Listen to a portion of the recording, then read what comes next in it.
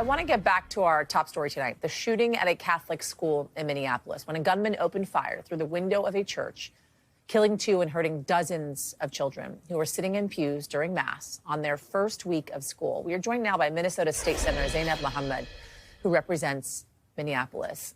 Senator Mohamed, thanks for joining us on this. We appreciate it. First off, my thoughts are certainly with you and your community right now. I know that this is your district, where this church is, where this school is. When did you first learn of this shooting? This morning, as I was getting ready to leave the house to go to work, I got a call and I was asked, do you know what's happening? And I had no idea. And I did not know that this day was going to turn out the way that it has. And it's been an absolutely tragic day. Have you been able to make it down to the site, Senator? I did. I stopped by a little bit ago, got to talk to some of the law enforcement who have done extraordinary work this day.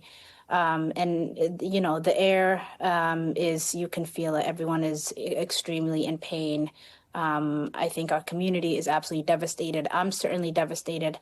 And this day is a day that's going to change our lives forever. You know, you said that, you know, you can feel it in the air. And I've covered a lot of these types of mass shootings.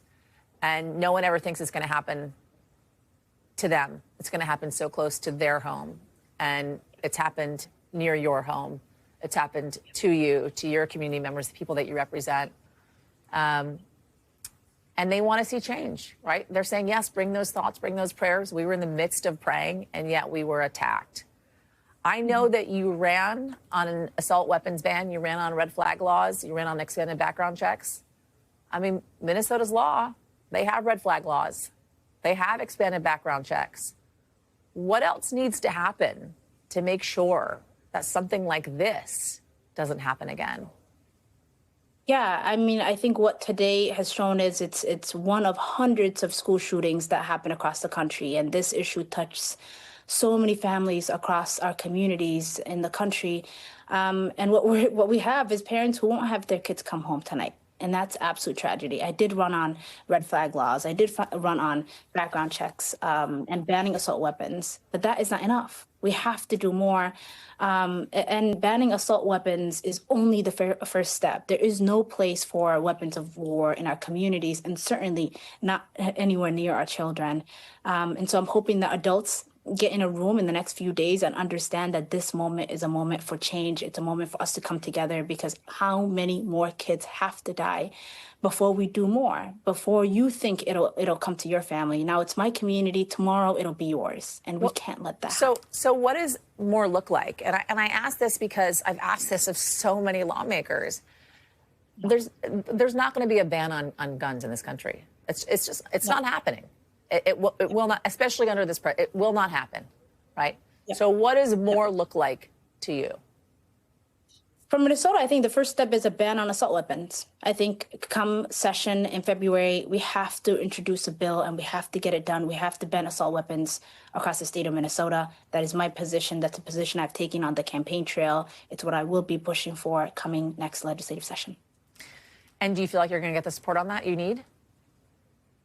I hope I think today is a wake-up call for many people. I know many members of our caucus support it. I will work my tail off to make sure we get this done. It is only the right thing that we can do for these families and for my community here in South Minneapolis. You know, this is a controversial question that I'm about to ask you, and it's a question that I posed to our law enforcement expert on this as well, our correspondent here that has been tracking this all throughout the day, which is the culpability of social media. And I ask this because of the fact that the shooter had posted these manifestos on social media, one of which was posted or was supposed to post right as the shooting was taking place, but some of which were posted beforehand, leading up to, none of which directly pointed to this location, but that were problematic, as he said it, were extremely violent, right?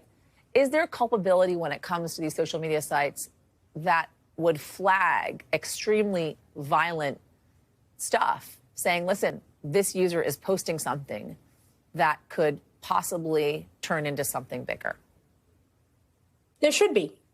You know, I don't think somebody in our community should be able to post something few hours before they carry out such a horrific tragedy, and for there not to be some sort of call to law enforcement so that they can get to it as fast as they can. I think law enforcement in this moment have done extraordinary work to save as many kids and teachers as possible. But there should have been some sort of warning on the internet that this individual was dangerous. There should also be some sort of a warning when somebody's buying an enormous amount of guns. Like, there is no reason for somebody to need, that many guns to carry out the horrifying things that they carry out, right? And so I think that there's a number of steps that we can take. I think social media it's the age that we live in. I use it, we all use it, but we also have to be conscious about how we use it and who's using it. And law enforcement should have more capabilities of when people are either putting stuff on the internet or when they're looking up certain things, for them to go up to those people and do more about it. We thank you for watching, and remember, stay updated on breaking news and top stories on the NBC News app or watch live on our YouTube channel.